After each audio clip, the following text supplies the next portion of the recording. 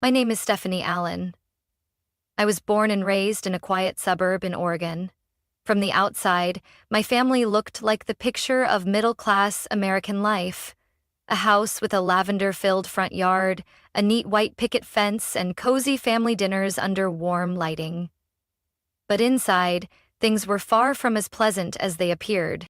I was the firstborn of my parents, Mark and Linda Allen, both firm believers in modern parenting methods. My father, a software engineer with a passion for math, always dreamed of having a brilliant, exceptional child. My mother, she once told her friends she had read over 40 books on child psychology before I was born. I was brought into this world with high expectations, monitored, measured, and experimented on like a research project. But by the time I turned 3 and still couldn't count to 20 or write my name properly, Mom's disappointment became obvious. "Mark, I don't think she's capable of learning as fast as we hoped," she said, a mix of frustration and caution in her voice. "We need to intervene early so we don't miss the golden stage." My dad just nodded slightly, but I remember how he looked at me that day. Like I was a math problem that yielded the wrong answer, not worth solving any further. When I was 4, my younger sister Claire was born. And from that moment on, everything at home changed. Mom seemed to become a different person. Every corner of the house was filled with brain-boosting toys, emotion flashcards, and advanced learning tools you'd only find in elite education centers. I still remember that afternoon. I was quietly building Lego blocks in the corner of the living room when Mom walked by, glanced at me, and sighed. "Claire is only 7 months old and already responding to 3-step sequences. Never mind, keep playing." Claire had a musical high chair, imported fabric books from Sweden, and a private Montessori tutor before she turned 2. And me? I had pre-printed workbooks, a stubby pencil, and daily reminders that I needed to try harder if I wanted to achieve anything. When I was 8, I won 2nd place in the school-wide art competition. I brought my painting home, bursting with excitement. Mom glanced at it and said, Well, Claire read an entire short story in English today." Dad didn't say anything. He was busy installing a logic puzzle board for Claire downstairs. I learned not to expect anything. No praise, no rewards, no proud glances. I slowly became a shadow in my own family. Present, but never really seen. The breaking point came in the fall of the year I turned 12. I had always had my own room. The upstairs one with the window that overlooked the small forest behind our house, where morning light filtered through the blinds in soft beams. I loved that room. It was the only place where I felt like myself. One evening, just after I finished my homework and was hanging up a new drawing on the wall, Claire barged in. "Mom says I'm moving up here. This room's bigger, and I need space for my new study corner." I looked at her, thinking it was a joke. "No," I said firmly, "this is my room." Claire shrugged and walked out. Less than 24 hours later, when I got home from school, everything had changed. My things had been moved into the smaller room next to the laundry room. The old room now had Claire's name on it, packed with new learning equipment and a pristine white study desk. I walked into the new room, tiny, cramped, and cold. The bed touched the wall. The desk was too small for both my books and a lamp. I stood there, fists clenched, choking back tears. "Mom," I called. "Why would you do this? That was my room. I've had it since I was little." She didn't even turn around. "You're older now. You should learn to give way. Claire needs it more. Don't make a scene, Stephanie." I didn't answer. I walked back in, shut the door, and sat on the edge of the bed. The light from the hallway spilled through the crack under the door, pale and unfamiliar. For the first time, I felt it clearly. In that house, I was the afterthought, despite being the firstborn. By the time I reached senior year of high school, life in the Allen household still revolved around Claire. She was now a top student at a prestigious private high school, chauffeured in a brand new SUV with a private tutor visiting twice a week. And me? I still attended public school, walked to class every morning, and handled everything on my own, from academics to extracurriculars. I never complained. I was used to being behind the spotlight. But I wasn't prepared for the moment when every last illusion of fairness was shattered. Right at the dinner table. That night, my grandparents, Arthur and Helen, came to visit. They were the only ones in the family who ever made me feel seen, heard. We were eating Mom's lasagna, and Claire was going on and on about her summer program plans at Stanford. "That's wonderful," Grandma Helen smiled, then turned to me. "And what about you, Stephanie? Have you thought about college yet?" I looked up, for the first time feeling hopeful that I might get to share something of my own. "I applied to the University of Oregon and UC Davis. I just got accepted into Oregon's business program. Partial scholarship. If I get more financial aid, then—" I didn't even finish before Mom set down her fork and knife. The sound echoed sharply. "Stephanie," she said, her voice tight, "your father and I have talked. We can't provide more help with your tuition this year." I blinked. "What?" Dad jumped in as if rehearsed. "We need to prioritize Claire. She's been invited to an Ivy League prep program. It's a rare opportunity." My heart sank. "So, all the college savings you said were for both of us are going to Claire?"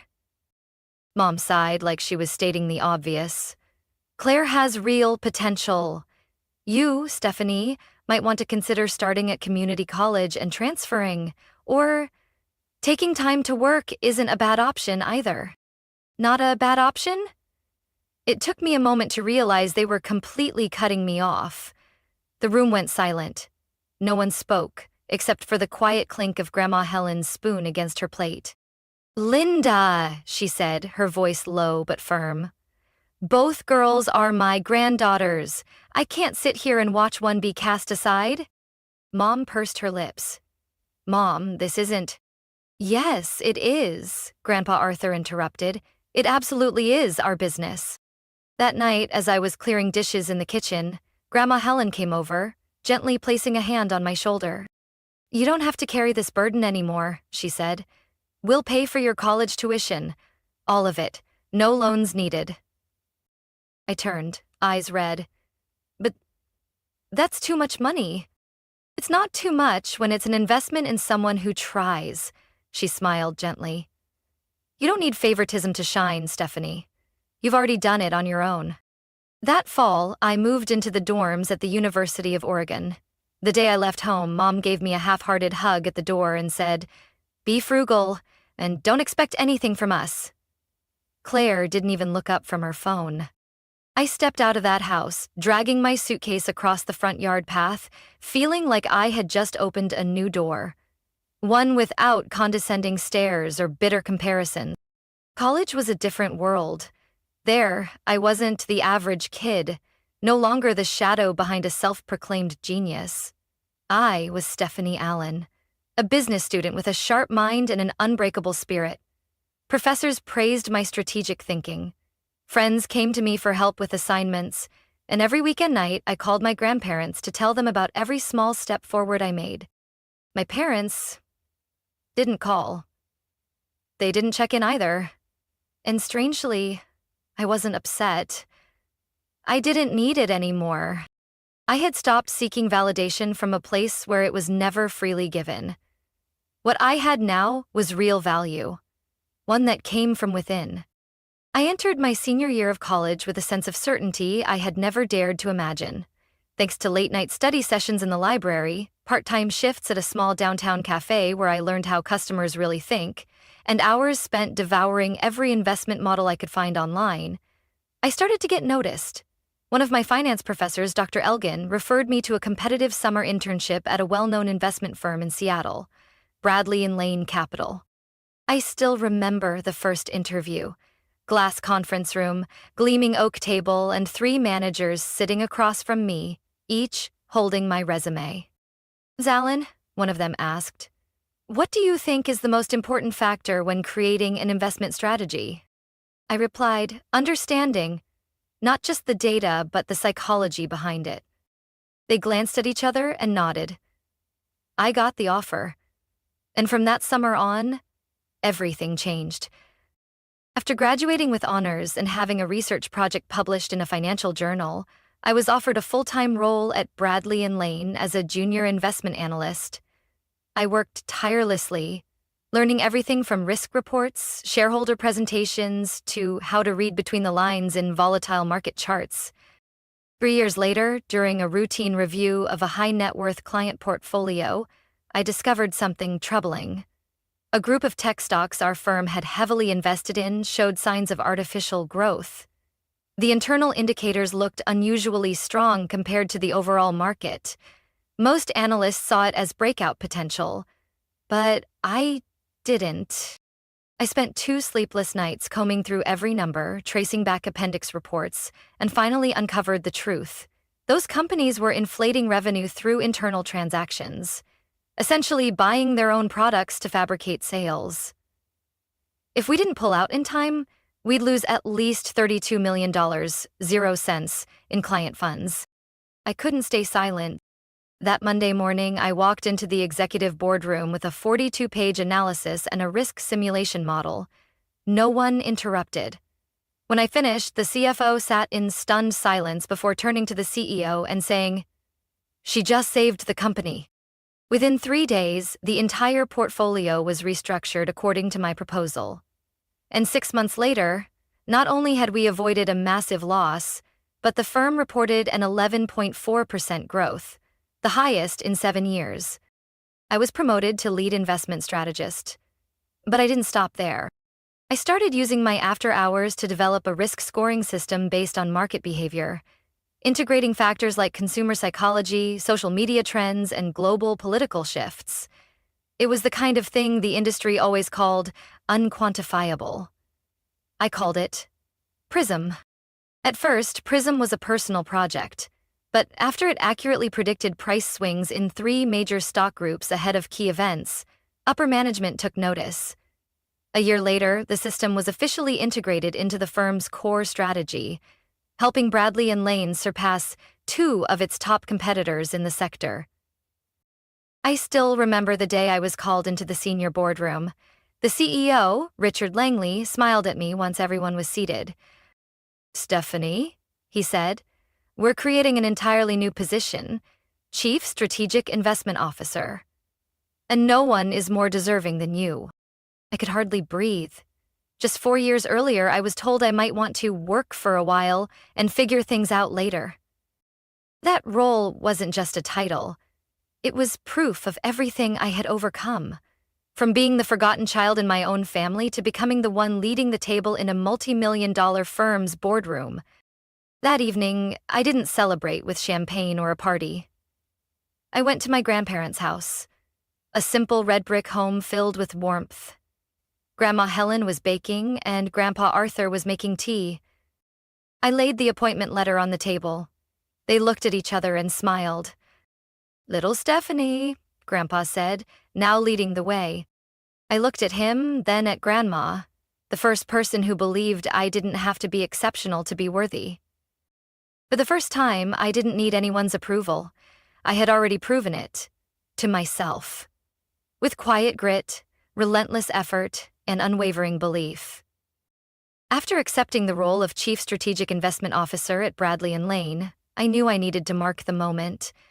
Not with grandeur, but with a small, warm gathering for those who had stood by me.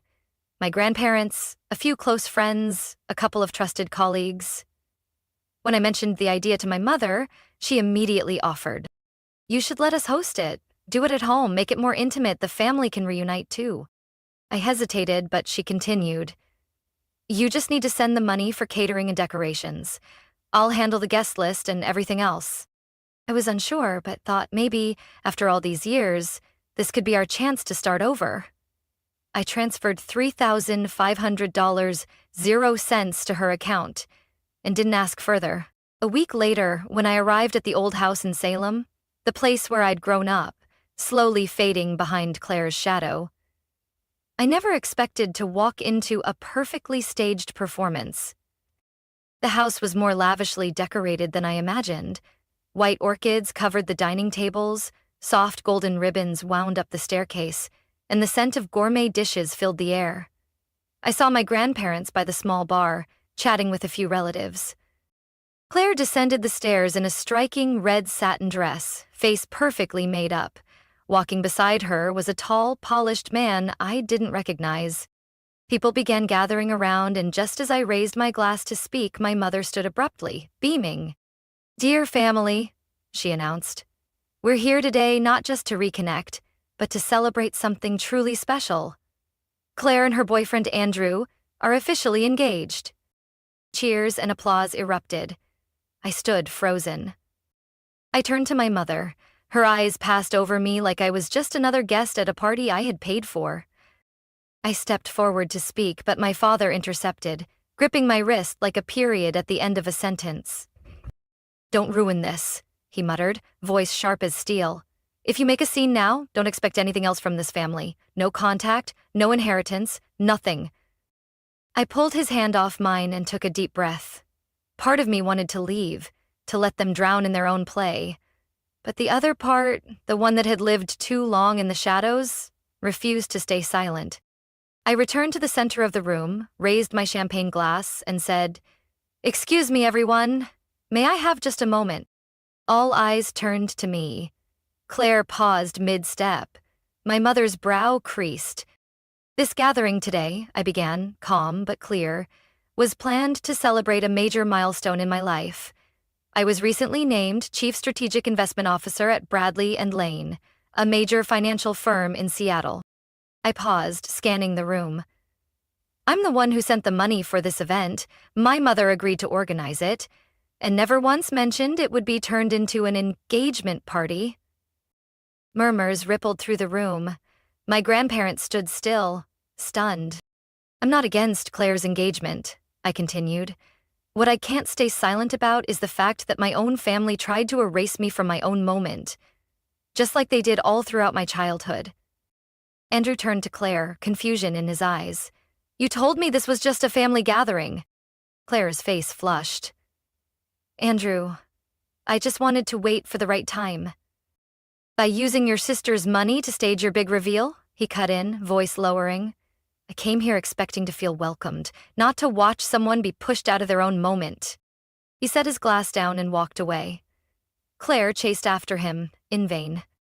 The room fell into suffocating silence. My father stood, face red with anger. "You should know your place, Stephanie. This is still—" "No," I interrupted. "This is a place built on favoritism. It's not a home anymore." I turned to my grandparents. They hadn't moved.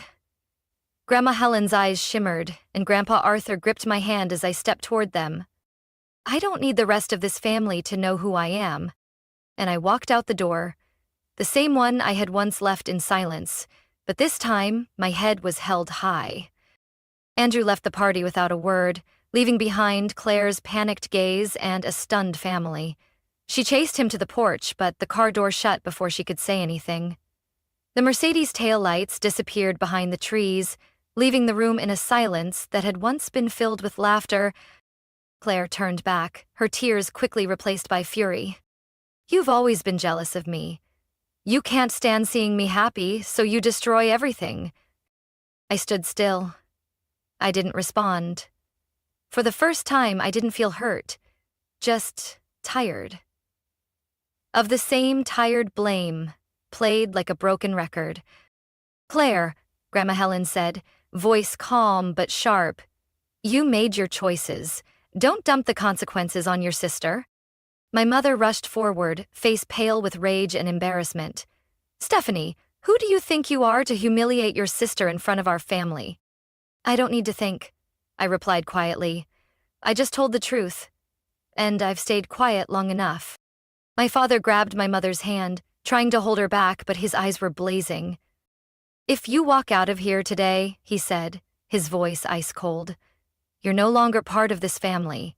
Don't expect an inheritance. Don't expect to ever call us again. As far as we're concerned, you never existed."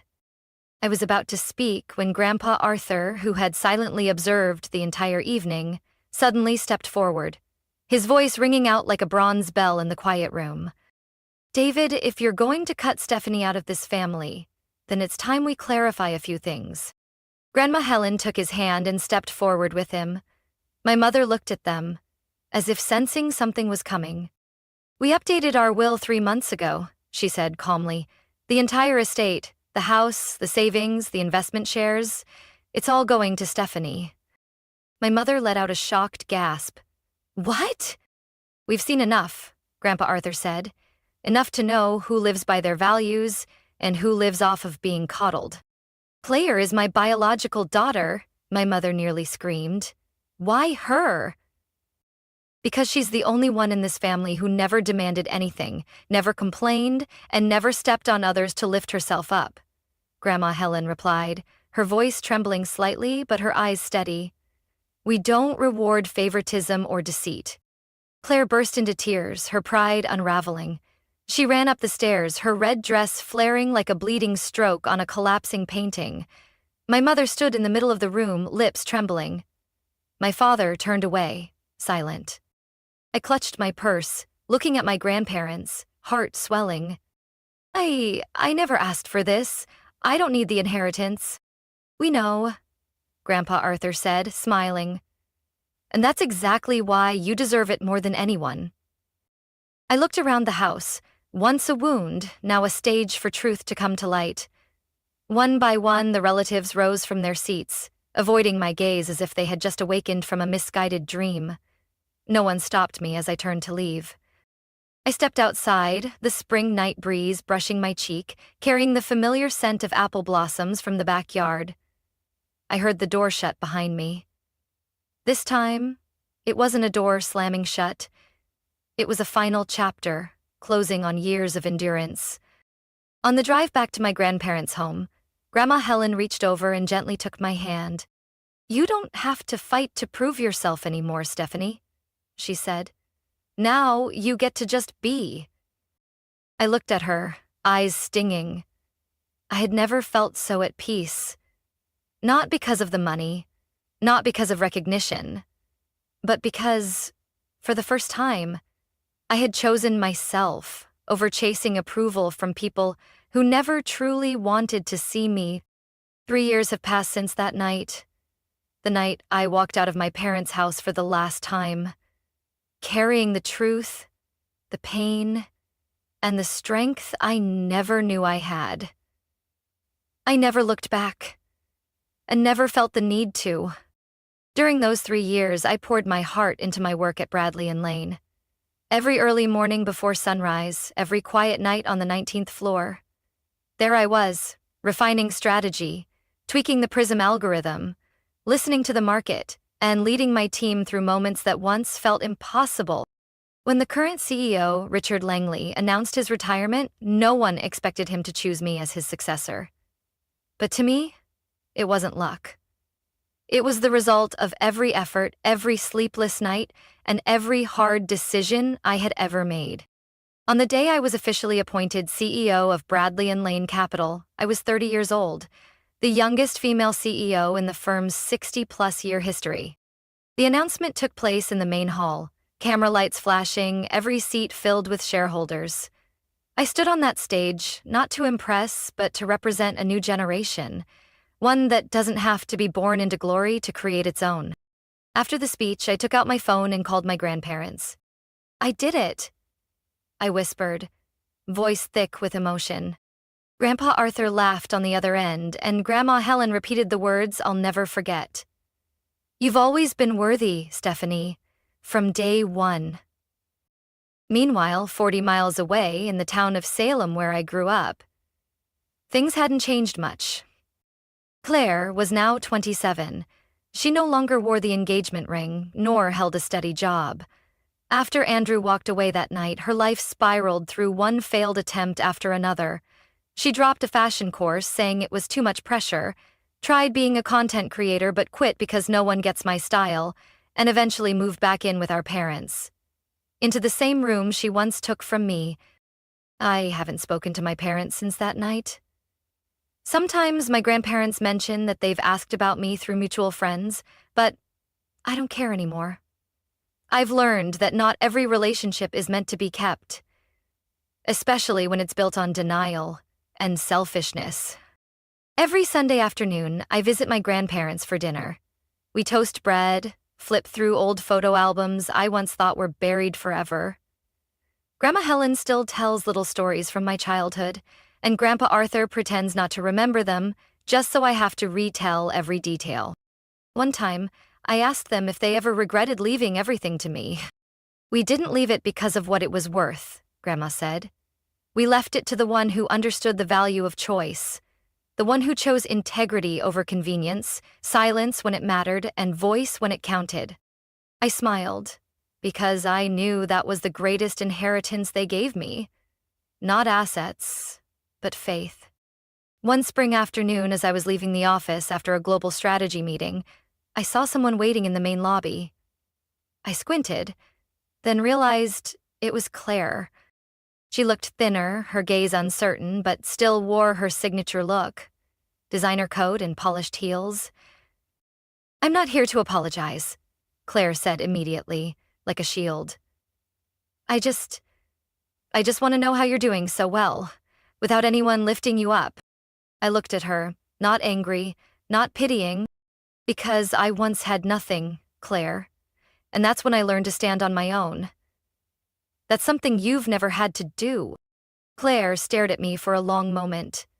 She said nothing, then turned and walked away.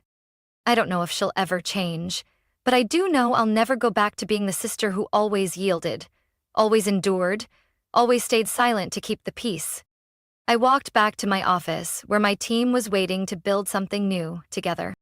And I knew then, no matter where the path starts, as long as you don't abandon yourself, the destination will always be worth it. My story isn't just about overcoming favoritism in a family. It's a testament to the power of perseverance and inner worth. I was once overlooked, pushed aside in my own celebration, but I chose to rise, not out of spite, but out of truth and dignity.